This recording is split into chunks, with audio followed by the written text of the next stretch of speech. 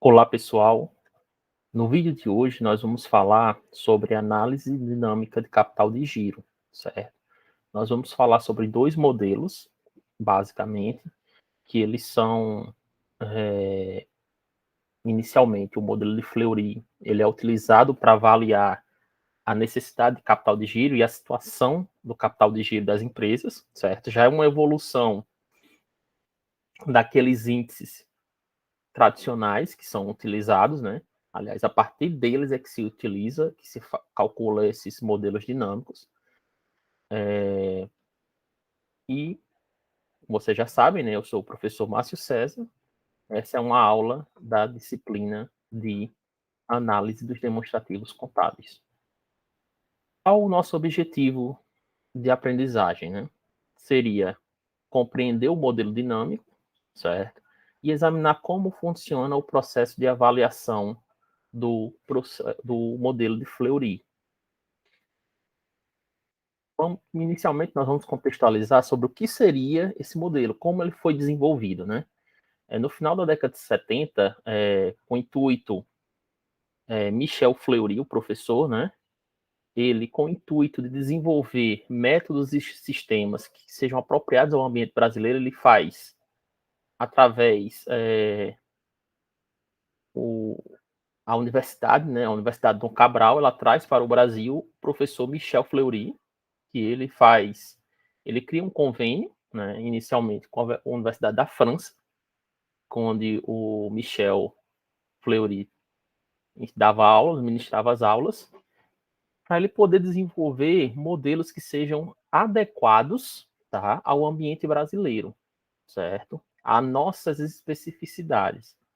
Aí, a partir disso, Fleury conduziu um grupo de trabalho para o desenvolvimento de um método de análise financeira, aliás, análise dinâmica financeira das empresas, mais coerente com a realidade operacional do Brasil e cuja essa abordagem permitiria uma tomada mais rápida de decisão sobre um enfoque contábil tradicional, certo? E, a partir disso, né, o modelo Fleury ele nasce com uma visão clássica gerencial para as contas do ativo e do passivo circulante, segundo a natureza financeira, certo? Deixar bem claro, e operacional. Aquela classificação tradicional que nós temos dentro da contabilidade em contas no ativo circulante, ativo não circulante, passivo circulante e passivo não circulante, ela tem uma nova roupagem com base nesse modelo, certo? Ela vai ser classificada com natureza financeira e natureza operacional, que a gente vai ver mais à frente. E, segundo o Fleury, certas contas elas apresentam uma movimentação tão lenta que quando elas são analisadas isoladamente ou em relação a um conjunto de outras contas que, numa análise de curto prazo, podem ser consideradas como permanentes ou não cíclicas, ou seja, o giro daquela conta, né, do saldo daquela conta, não vai ter a mesma velocidade, ou seja, que outras que estão no curto prazo, ou seja, ela não deveria estar ali segundo a visão de Fleury, certo? Elas deveriam estar classificadas como permanentes ou não cíclicas, enquanto outras apresentam um movimento contínuo e ciclo, ou mesmo descontínuo e errático, que a gente vai ver mais à frente, né? Para a operacionalização desse modelo, faz de necessário a reclassificação do balanço patrimonial. Essa é a estrutura, certo? Que seria a reclassificação. Nós teríamos as contas circulantes, que elas se classificariam em cíclicas e erráticas, certo? As cíclicas, a gente teria o ativo, aliás, o circulante operacional cíclico, que a gente chama de ACO. Dentro dele estariam as contas de contas a receber, estoque, adiantamento a fornecedores e outras contas a receber, operacionais, tá? Que façam parte da atividade da empresa, despesas antecipadas, caso a empresa tenha. No ativo circulante financeiro, ou errático, como se chama, que seria o ACF, estariam as contas do caixa, bancos, aplicações financeiras até 90 dias, certo? Será aquelas de liquidez imediata que estariam normalmente no circulante e outras contas financeiras. Já no lado do passivo, nós teríamos o passivo circulante operacional, que seria o cíclico, que a gente chama pela sigla PCO, seria fornecedores a pagar, salários e encargos a pagar, e impostos incidentes sobre a venda. Tá? No passivo circulante financeiro, aliás, no circulante financeiro, o PCF, seria empréstimos e financiamentos a pagar, duplicatas e títulos descontados, imposto de renda e contribuição social a recolher, dividendos a pagar. Okay? Já na parte das contas não circulantes, nós teríamos ativo não circulante e o ativo permanente, que seriam aqueles o realizável a longo prazo e o ativo permanente da empresa. Já na parte do passivo não circulante ou passivo permanente, seria a longo prazo, certo? O resultado de exercícios futuros e o patrimônio líquido da instituição. Você vai perceber, dependendo do balanço que você venha a pegar para fazer os cálculos, que algumas contas dessas aqui não vai ter naquele balanço, tá? Então, não é motivo de preocupação, isso acontece, tá? Vai ter empresa que não vai ter um saldo de dividendos a pagar, pode acontecer. Vai ter empresa que não vai ter aplicação financeira, no caso aqui da gente, até 90 dias, com prazo de vencimento até 90 dias. Varia de empresa para empresa, certo? Aí, a partir dessa reclassificação que nós fizemos nesse slide aqui, a gente vai calcular 3 índices, certo? Que é pelo modelo de Fleury, que a gente vai poder classificar a empresa com base no modelo de Fleury. Inicialmente, nós vamos calcular a necessidade de capital de giro, que seria NCG igual a ACO menos PCO. ACO e PCO está aqui nesse quadro, ó. Olha só, ACO e PCO.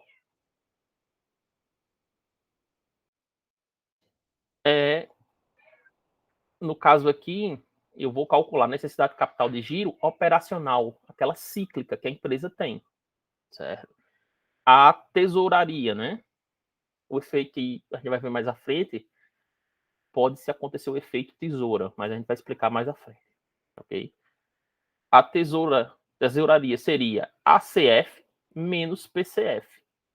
É justamente aqui, ó, ACF, PCF, que envolvem contas financeiras, tanto do ativo circulante quanto do passivo circulante.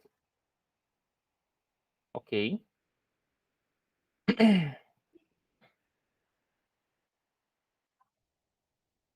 E aqui nós teremos um resultado financeiro ou errático. E o capital, o CDG, que seria o capital de giro, que seria o ativo circulante da empresa menos o passivo circulante. Aqui eu teria demonstrado quanto a empresa dispõe, quanto em recurso a empresa dispõe para capital de giro, certo? Calculado esses três índices, nós vamos classificar a empresa com base nesses três índices, tá? Aqui nós vamos ter o tipo de 1 a 6, ok? E aqui nós vamos ter a situação de cada índice. Por exemplo, eu calculei a capacidade, o CDG, o capital de giro. Ele deu positivo? Beleza. Lembre-se que, voltando aqui, esses três índices, eles podem ser positivos, certo? Ou negativos, o resultado deles. Se você calcular e der negativo, não tem problema, certo? Acontece. É justamente para a gente poder classificar aqui com base se ele é positivo ou negativo. Por exemplo, uma empresa que ela teve um CDG positivo, um NCG negativo e um ST positivo, para o modelo de Fleury, ela é excelente, certo? No caso ST aqui, tá ok, gente? Seria o T, que a gente calculou anteriormente. E assim sucessivamente, certo? No tipo 2, ela seria, se ela tiver os 3 índices positivos, ela vai ser considerada ter uma situação sólida. No terceiro tipo, se ela tiver capital de giro e necessidade de capital de giro positivo e a tesoura, né, situação de tesouraria negativa, ela vai ser insatisfatória. E assim sucessivamente, ok? Até o 6, que eu diria que é a situação pior que tem. Ela tem um capital de giro negativo, ela tem uma necessidade de capital de giro positiva, grande, e ela tem uma situação de tesouraria negativa, ou seja, ela não tem dinheiro, ela não tem capital de giro, consequentemente ela tem uma necessidade, aliás, consequentemente não, em contrapartida ela tem uma necessidade de capital de giro muito grande. O que pode acontecer aqui com uma empresa classificada nessa situação de péssimo, com uma necessidade de capital de giro alto? Ela vai provavelmente pedir mais empréstimos ou captar esse recurso de alguma outra forma, que provavelmente esse recurso vai ser oneroso, certo? Ele vai pagar juros para manter a atividade. Vai chegar um ponto que ela não vai criar uma bola de neve aí. Com a consequência disso, ela tem ela chegar à falência, certo?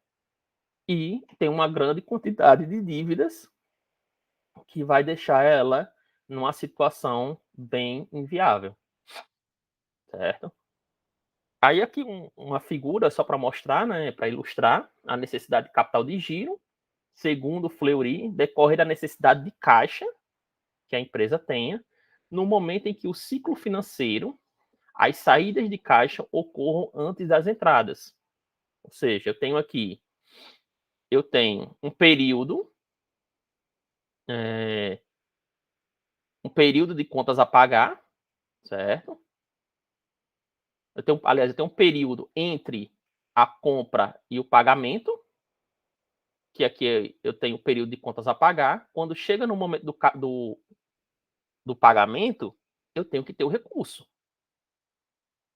Porém, normalmente não é, como a gente viu em índices anteriores, o prazo de recebimento das vendas não bate com o prazo de recebimentos, aliás, o prazo de pagamento de fornecedores. Quando não bate, a empresa precisa de capital de giro. Aí é onde nasce o capital de giro, a necessidade de capital de giro. Por quê?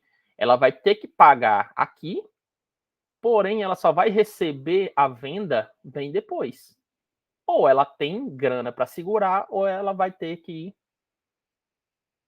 pedir emprestado, certo? Captar esse recurso de alguma forma, ou, em outro caso, seria não simplesmente não pagar o fornecedor. Seria uma última situação, uma situação mais drástica, certo? Essa é o período, o ciclo financeiro. É o ciclo. Ele inicia no momento da compra e ele termina no momento da venda. Aliás, do recebimento da venda, tá? Aí o capital circulante líquido, ele nada mais é do que a diferença entre o ativo circulante e o passivo circulante, que também é o denominado capital de giro, certo? Ele basicamente é a folga financeira que a empresa tem. Se esse CCL for negativo, significa que a empresa não tem folga financeira, ok? Aí o cálculo do saldo de tesouraria, como seria, né? O segundo ponto. O saldo de tesouraria seria a diferença entre o ativo circulante financeiro, ACF, e o passivo circulante financeiro, certo? que é denominado saldo de tesouraria ou T, ou tesouraria, né? Pode ser T ou ST. Esse saldo representa a reserva financeira que a empresa tem para fazer frente a eventuais expansões de necessidade de investimento operacional em giro, tá? Quanto ela tem, é o famoso, quanto é que eu tenho em caixa, tá? Tá aqui a fórmula que a gente já colocou, né? Já falou.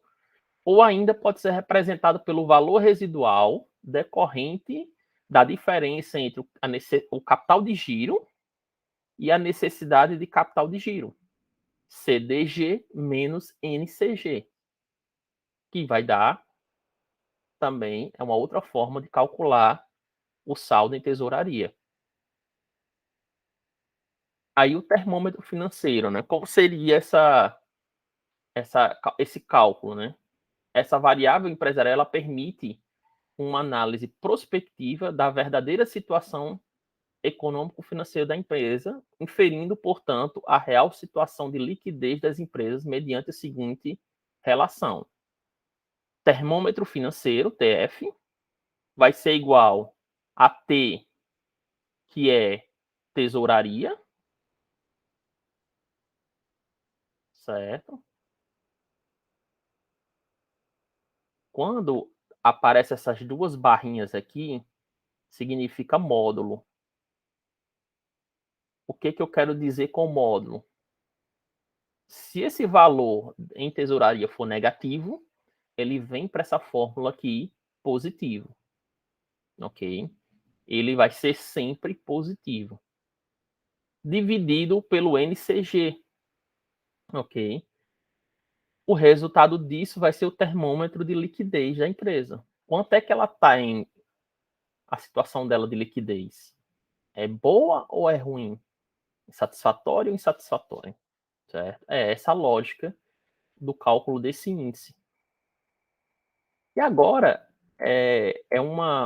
um efeito, né, que acontece, que foi observado também dentro do modelo de Fleury, que seria o acompanhamento da evolução da necessidade de capital de giro e do CCL para realizar, porque eu tenho que fazer uma adequação disso daí.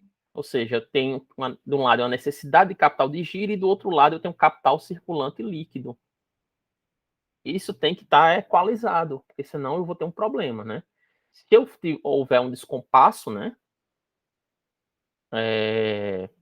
Normalmente acontece com a expansão dos negócios, certo? Com a elevada aplicação de recursos de capital de giro, ultrapassando o nível do CCL, que pode simplesmente ser apurado através do saldo em tesouraria, certo?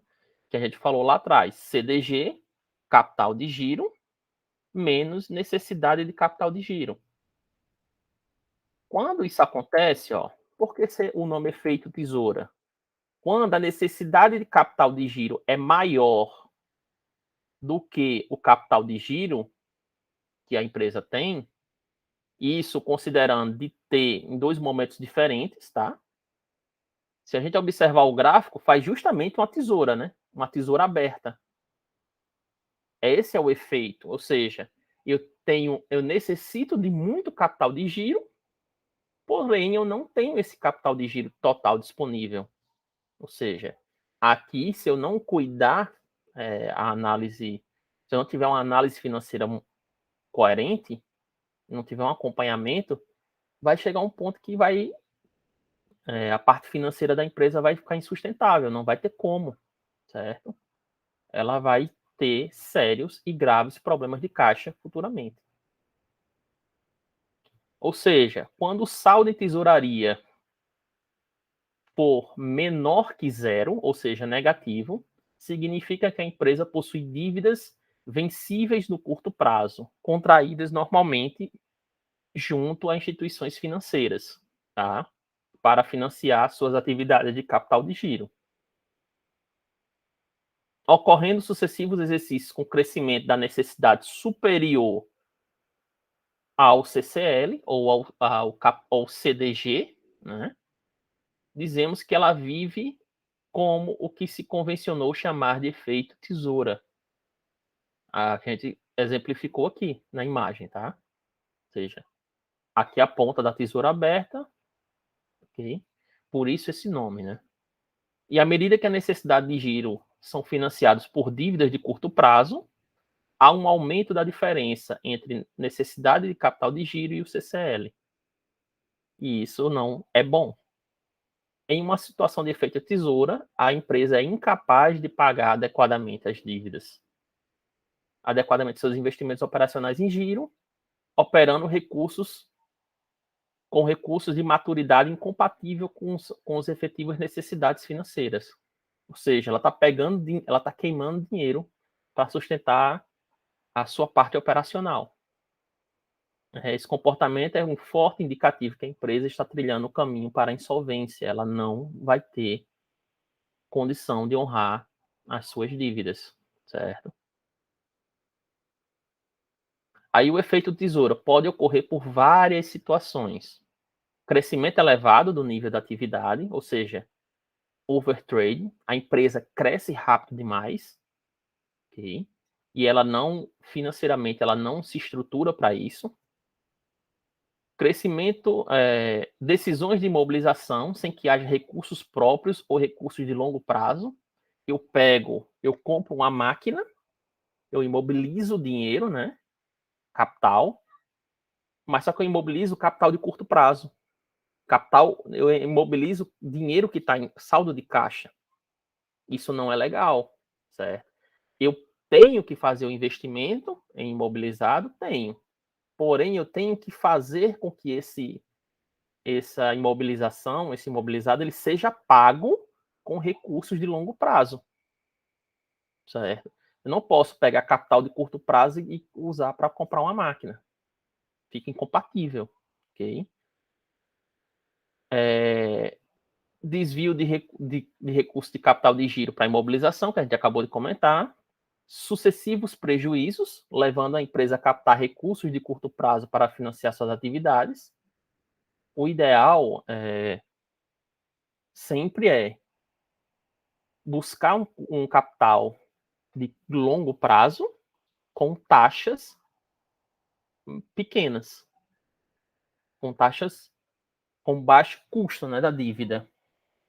Aí sim ela vai estar equilibrada. Agora, se eu pegar capital de curto prazo para investir no capital de giro da empresa com taxas altas que eu tenha que começar a pagar no curto prazo, não vai dar certo. E o último ponto seria a questão da inflação, né? A influência da inflação na, na empresa, na atividade da empresa. Aí, diante disso, quais são as principais fontes de financiamento, né?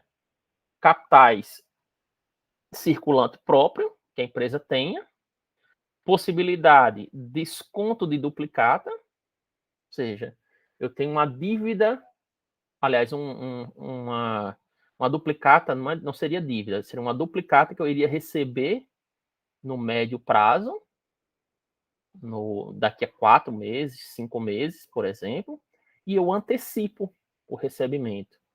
Eu vou ter problema se eu não tiver isso, não fizer uso desse recurso adequadamente. Porque lá na frente, daqui a 3, 4 meses, eu não vou ter o recurso. E eu vou ter problemas para honrar as dívidas ali daqui a 3 meses. Eu vou conseguir no curto prazo, mas daqui a 3 meses eu não vou conseguir. Cheque descontado, que hoje em dia é mais escasso, praticamente o uso do cheque é muito pequeno, né? Empréstimos bancários de curto prazo e empréstimos e financiamentos de longo prazo. Okay? São possíveis fontes de financiamento. Eu acrescentaria aqui também, tá? Capital dos sócios, certo? Que seria uma possibilidade, mas aí tem que ver até que ponto é interessante um novo aporte de recurso para poder tentar resolver o capital de giro, ok, pessoal? Então, eu agradeço, a aula de hoje seria essa, tá? Tá aqui os meus contatos pessoais e profissionais. Então, até o próximo vídeo e muito obrigado.